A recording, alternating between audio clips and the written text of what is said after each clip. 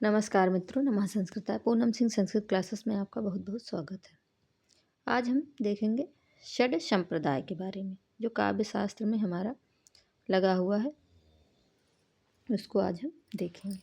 षड संप्रदाय संप्रदाय हमारे जो हैं रस संप्रदाय, और ये जितने सारे संप्रदाय 6 हैं, हमारे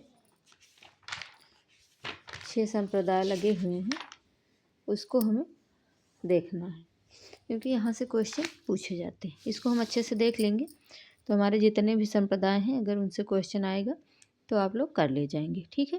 क्योंकि ये काव्य शास्त्र में षड संप्रदाय जो हैं, रस संप्रदाय, अलंकार संप्रदाय, रीति संप्रदाय, ध्वनि संप्रदाय, वक्रोक्ति संप्रदाय और औचित्य संप्रदाय, ये 6 संप्रदाय हैं, ठीक है। तो आज हम इन्हीं के बारे में देखेंगे। आप लोग पूरा देखें और अच्छे से देख लें, ताकि वहाँ पे कोई क्वेश्चन गड़बड़ ना हो। तो काव्यशास्त्र साहित्य की सभी विधाओं की नियमावली काव्यशास्त्र कहलाती है। जो साहित्य की विधाएं हैं, जो नियमावली है, वही काव्यशास्त्र कहलाती है, ठीक। जैसे यथा, यहाँ पे देख लीजिए दिया हुआ है, यथा काव्य का लक्षण, काव्य गुण, काव्य भेद, काव्य दोष, रस, नायक नायिका के भेद, अलंकार, छंद के नियम प्रस्तुत करने वाले ग्रंथ, ठीक। ये आप लोग अच्छे से देख लीजिए, ठीक। फिर आगे हमारा है षड संप्रदाय। काव्य का प्रमुख तत्व, काव्य का प्रमुख तत्व।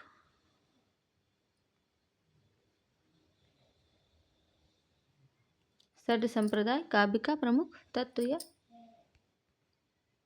काव्य का आत्मतत्व कौन है, इस जिज्ञासा के समाधान के लिए षड संप्रदाय का प्रवर्तन हुआ, ठीक। आत्मतत्व कौन है, इस जिज्ञासा के लिए षड संप्रदाय का प्रवर्तन हुआ, ठीक। ऐसा है। आगे है, फिर आगे हमारा क्या है, अलंकार संप्रदाय। नंबर 1 अलंकार संप्रदाय। तो अलंकार संप्रदाय देखेंगे तो इसका है अलम प्लस क्री प्लस घय प्रत्यय से मिलकर अलंकार शब्द बना हुआ है, ठीक।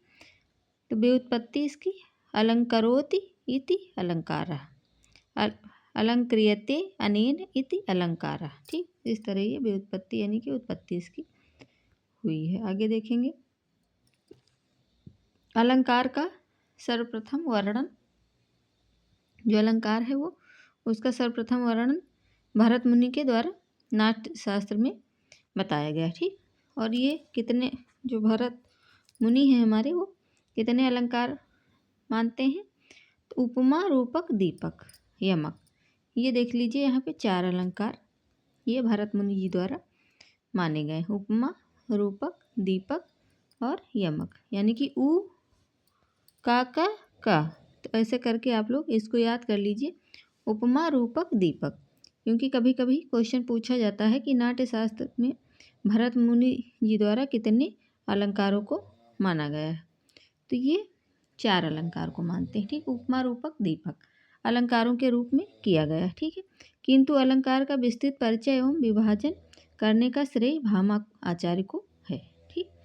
जो इसको अच्छे से व्यवस्थित किए वो भामा आचार्य हैं, इसलिए इसका जो यानी कि विस्तृत परिचय एवं विभाजन करने का श्रेय भामा जी को है, ठीक। भामा आचार्य जो हैं, अतः भामा को अलंकार संप्रदाय का, जो भामा आचार्य हैं वो अलंकार संप्रदाय के प्रवर्तक कहे जाते हैं, ठीक। जो भामा जी हैं, भामा आचार्य, वो अलंकार संप्रदाय के अगर प्रवर्तक पूछे तो भामा, और ऐसे अगर पूछे तो फिर नाट्यशास्त्रम यानी कि भरत मुनि, ठीक। आगे देखेंगे, आगे है ग्रंथ इनका क्या है, भामा का काव्य अलंकार, ठीक। जो काव्य अलंकार है ये भामा जी का ग्रंथ है। इसको आप लोग अच्छे से देख लीजिए, नोट डाउन कर लीजिए, तो आप लोग बढ़िया से वहाँ याद रहेगा, ठीक। फिर आगे है परिभाषा। वामन क्या कहते हैं अलंकार के बारे में, सौंदर्यम अलंकारः। जो वामन है वो अलंकार के बारे में कहते हैं सौंदर्यम अलंकारा। ठीक, आगे है फिर दंडी क्या कहते हैं, तो दंडी कहते हैं काव्य शोभा करान धर्मान अलंकारा प्रच्छते, ये हमारे दंडी जी कहते हैं। ठीक, आगे फिर है जयदेव। जयदेव क्या मानते हैं, जयदेव क्या कहते हैं, अंगीकरोति यह शब्दार्थवन अलंकृति असौ न मन्यते, एक सेकंड, कस्माद अनुष्ठानम अलंकृति, ये जयदेव जी द्वारा कहा गया है। ठीक, अलंकार के लिए। आगे है अग्नि पुराणकार वेदव्यास। जो अग्नि पुराणकार हैं वेदव्यास, वो अलंकार को क्या कहते हैं, तो ये कहते हैं अलंकार रहिता विधयो सरस्वती, यानी कि अलंकार से जो रहित है, जिस काव्य में अलंकार नहीं है, वो जो काव्य है वो विधवा के समान है, ये वेदव्यास जी का कहना है। ठीक, इसलिए अलंकार मतलब जरूरी है। आगे है मम्मटाचार्य। तो मम्मटाचार्य क्या कहते हैं, उपवन कुर्वन्त ताम संताम एना द्वारेण जातु चित। तो ये कहते हैं मम्मट क्या कहते हैं, हारादवित अलंकार ते अनु प्रशोपमादाय, ये मम्मट जी कहते हैं हारवत। ठीक, हार के समान, यानी कि जो जेवर गहना जो है, यानी कि हार के समान अलंकार होते हैं। ठीक, आगे है फिर साहित्य दर्पण में विश्वनाथ क्या कहते हैं, विश्वनाथ जी क्या कहते हैं ये देखेंगे। तो विश्वनाथ जी कहते हैं कटक कुंडलवत अलंकार, कुंडल के समान अलंकार। ठीक, तो इस तरह ट्रिक्स द्वारा भी याद कर सकते हैं इसको कि मम्मट अमीर और विश्वनाथ गरीब, यानी कि जो मम्मट हैं हमारे वो हार की बात करते हैं और जो विश्वनाथ हैं वो छोटे से कुंडल की बात करते हैं। तो इसलिए ट्रिक द्वारा भी याद कर सकते हैं कि मम्मट अमीर और विश्वनाथ गरीब, यानी कि ये छोटे से कुंडल की बात करते हैं, वो हार की बात कर रहे हैं। ठीक, तो इसलिए वो ज़्यादा बात कर रहे हैं। तो इस तरह ये लोग परिभाषा इसकी दे रहे हैं। ठीक, आचार्यों की ये परिभाषाएं हैं। ठीक, वामन की परिभाषा हो गई, दंडी की परिभाषा हो गई, और वामन की परिभाषा, दंडी की, जयदेव। फिर आगे है हमारा, आगे है वेदव्यास। फिर आगे क्या है, आगे है मम्मटाचार्य और आगे इसके विश्वनाथ, है ना। तो इस तरह ये लोग अपना अपना मत प्रस्तुत करते हैं अलंकार के विषय में। ठीक, तो अलंकार आगे क्या है, अलंकार की संख्या।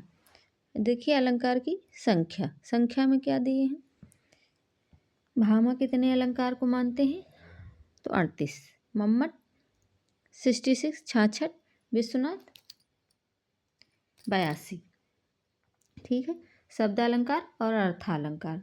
तो भामा जो है शब्दालंकार, अनुप्रास, यमक, और अर्थालंकार फिर जो बचते हैं 36 अलंकार, वो अर्थालंकार में आते हैं। ठीक, आगे है फिर मम्मट क्या मानते हैं, शब्दालंकार 6 और जो अर्थालंकार हैं वो कितने, 60। फिर आगे है विश्वनाथ 82 मानते हैं, 82 अलंकार। 82 अलंकार में 7 जो है वो शब्दालंकार मानते हैं, और जो 75 हैं वो क्या मानते हैं, अर्थालंकार के रूप में मानते हैं। तो इस तरह ये अलंकार भेद भी यहाँ पे बताया गया है कि कौन कितने अलंकार को मान रहा है, और कभी कभी किसी किसी के अनुसार मिलान में या फिर ऐसे नॉर्मली पूछा जा सकता है। तो इसको आप लोग अच्छे से देख लीजिए यहाँ से, तो आपका क्वेश्चन बेहतर तरीके से वहाँ पे आप कर पाएंगे। ठीक है, कोई प्रॉब्लम नहीं आने वाली। और मित्रों आप लोग पूरा देखिए और वीडियो को लाइक शेयर थोड़ा सब्सक्राइब भी कर लीजिए, थोड़ा सा शेयर और कर लें या कमेंट कर दिया करें, अच्छा लगे तो भी, ना भी लगे तो भी, तो थोड़ा सा उत्साहवर्धन होता है। चलिए अच्छी बात है। आप लोगों की मर्जी है।